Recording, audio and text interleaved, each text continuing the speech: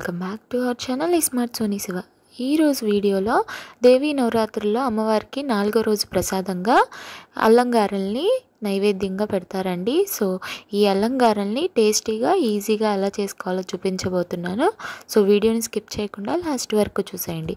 ముందుగా ఒక బౌల్ తీసుకొని ఒక బౌల్లో 1 కప్పు వరకు మినపప్పును వేసుకోవాలి. నేనైతే గుళ్ళు మినపప్పుని వాడుతున్నాను, మీరు పొట్టుపప్పునైనా యూజ్ చేసుకోవచ్చు. సో ఇప్పుడు ఆ మినపప్పుని 2-3 సార్లు వాష్ చేసేసుకోవాలి. ఇలా వాష్ చేసేసుకున్న మినపప్పులో వాటర్ వేసేసుకొని నిండుగా మునిగేంత వరకు వేసుకొని మూత పెట్టేసుకొని ఒక 4-5 గంటలు నానబెట్టేసుకోవాలి. సో 5 గంటలు నానిన తర్వాత పప్పు చక్కగా నానిపోయి ఉంటుంది.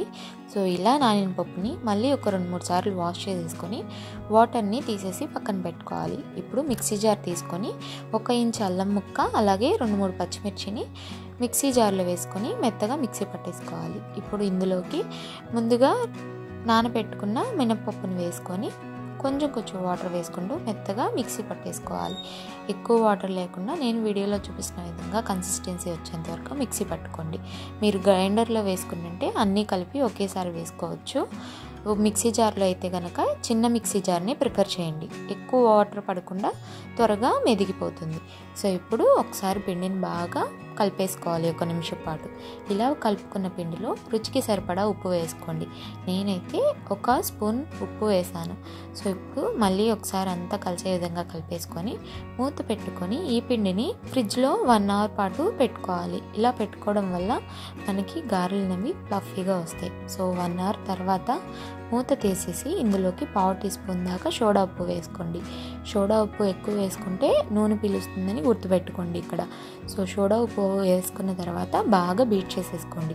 మీరు గ్రైండర్లో వేసి రుబ్బుకుంటే కనుక సోడా ఉప్పు వేయని అవసరం లేదండి, కొంచెం సేపు బీట్ చేసుకోండి సరిపోతుంది. ఇప్పుడు చేతిని నీళ్ళల్లో తడుపుకొని గారెల్లా ఒత్తుకోవాలి.